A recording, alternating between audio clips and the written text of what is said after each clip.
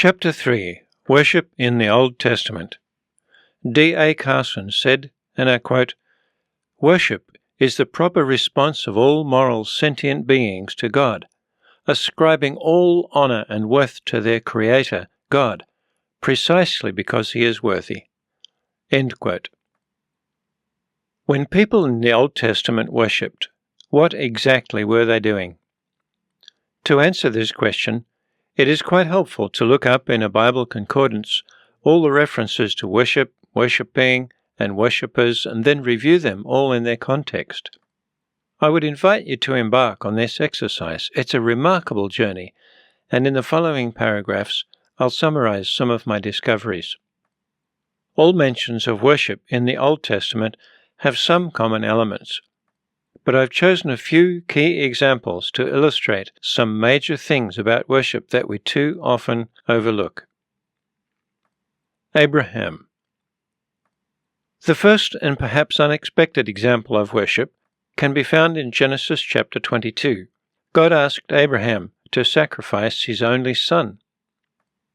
Isaac was the son whom God had promised to Abraham, saying that his offspring, Israel, would become too numerous to count and would bless all nations.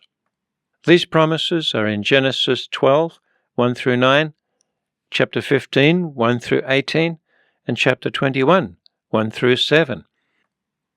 And then God tested Abraham by asking him to sacrifice Isaac on an altar. Abraham followed God's instructions without question, but when he was about to kill Isaac with a knife, God stopped him. Instead of Isaac having to be sacrificed for the offering, God supplied a ram caught in a nearby bush. Genesis chapter 22, verses 1 through 19. This remarkable story has layers of depth and significance, but I want to highlight something Abraham said in chapter 22, verse 5. Abraham and Isaac had journeyed for 3 days, along with his servants carrying provisions for their journey. When Abraham reached the place that God had shown him, Abraham said to his servants, "Stay here with the donkey. I and the boy will go over there and worship and come again to you." This statement from Abraham has immense significance because it is the first time that worship is mentioned in the Bible. The biblical principle of first mention is important because in every first mention of a topic in the Bible, we find key details and principles that are fundamental to a proper understanding of the subject. This is true for many of the great themes of the Bible: salvation, baptism, the second coming, the Trinity, and many others, and as we'll see here, also for worship. Let's ponder 4 key elements about the activity that Abraham called worship. First, we know that Abraham believed God all the way up the mountain because he told his servants that he would return with Isaac. God had not told Abraham the outcome, but Abraham trusted what God had said to him earlier about his many descendants who would come from Isaac. So Abraham had determined to obey God in faith and sacrifice his only son. The New Testament also testifies to this. What does the Scripture say? Abraham believed God, and it was counted to him as righteousness. That's Romans chapter 4, verse 3. Second, as they walked up the mountain, Isaac observed that they were not carrying an animal for the offering, but Isaac believed what his father told him. Abraham told Isaac that God would provide himself a lamb for the sacrifice. What an incredible prophecy and picture of what was to come. Abraham could not possibly have known the fullness of what he had just said. Isaac said to his father Abraham, "My father," and he said, "Here I am, my son." He said, "Behold the fire and the wood, but where is the lamb for a burnt offering?" Abraham said, "God will himself provide the lamb for a burnt offering, my son." So they went, both of them together. Genesis chapter 22, verses 7 through 8.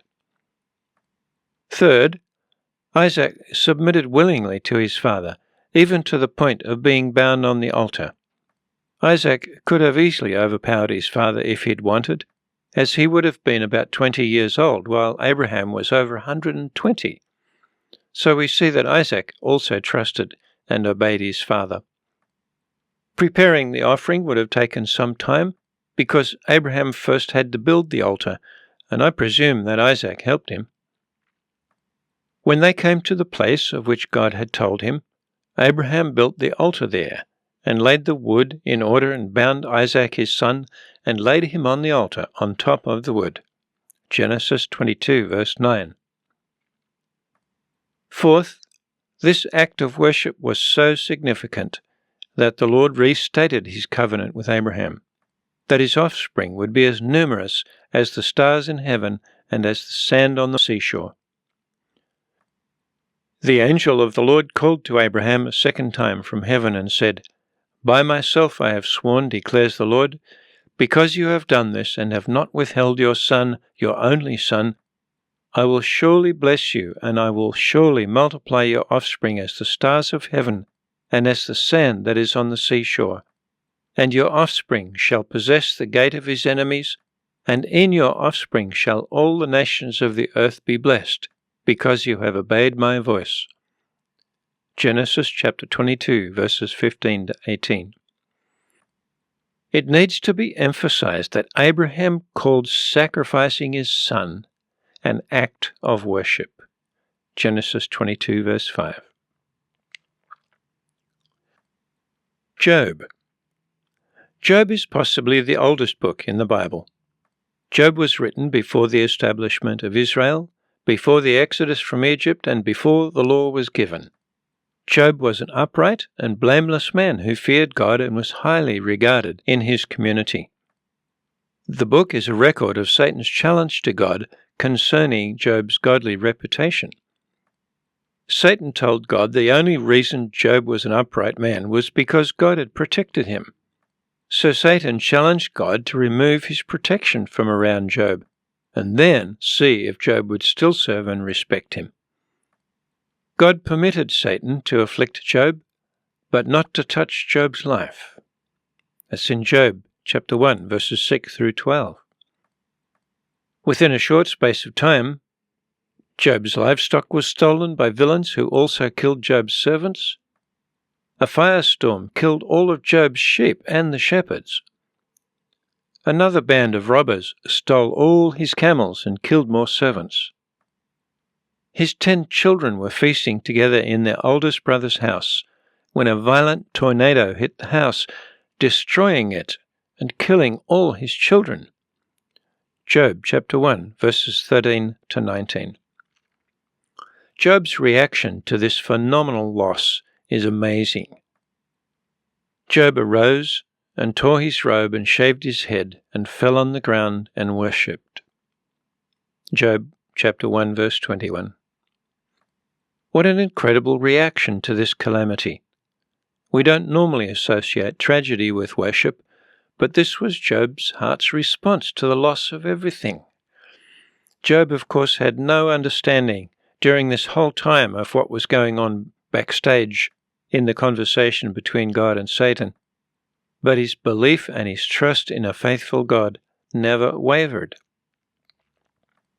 Job learned some other great and deep lessons about God through all this, and in the end, God restored to Job twice as much as he had at the beginning.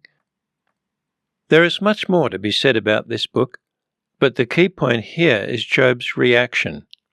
Even in the midst of all his loss and suffering, his response to the tragedy is to worship God. King David. No study of worship could ever be complete without mentioning King David.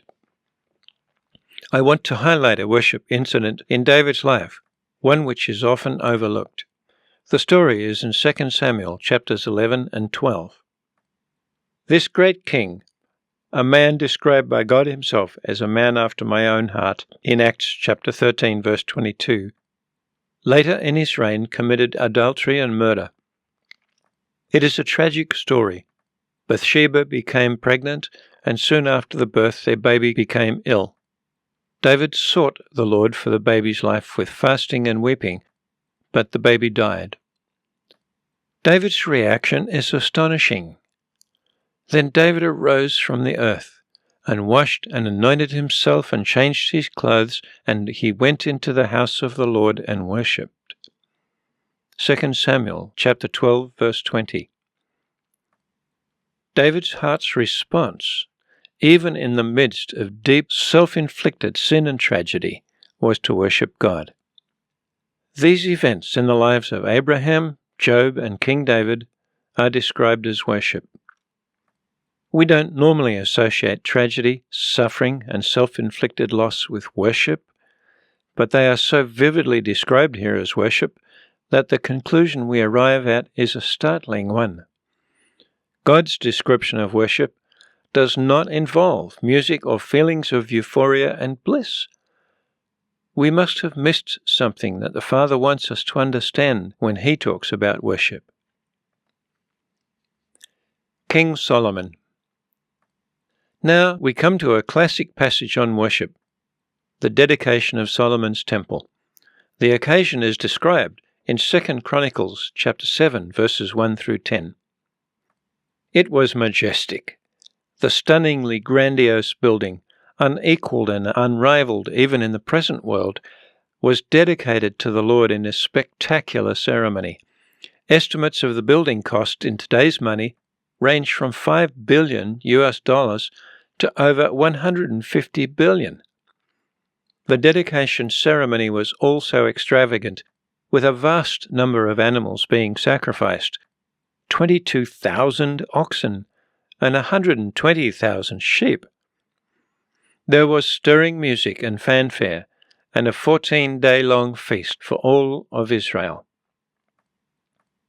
I want to focus on 3 key points from this passage. First, after Solomon prayed, fire from heaven consumed the sacrifice. Second, the glory of God filled the temple so thickly that the priest could not enter the temple.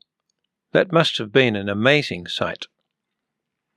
And lastly, the people's response was to fall on their faces and worship God, giving Him thanks. When all the people of Israel saw the fire come down and the glory of the Lord on the temple, they bowed down with their faces to the ground on the pavement and worshipped and gave thanks to the Lord, saying, "For He is good, for His steadfast love endures forever." 2 Chronicles chapter 7, verse 3. I find it quite amazing that in this famous and significant passage about worshipping God, while music is noted as being an integral part of their celebration, singing is not mentioned. A summary of the characteristics of worship in the Old Testament. Some things are common to every instance of worship mentioned in the Old Testament, whether worshipping God or worshipping idols. 1. Bowing or prostrating oneself. 2.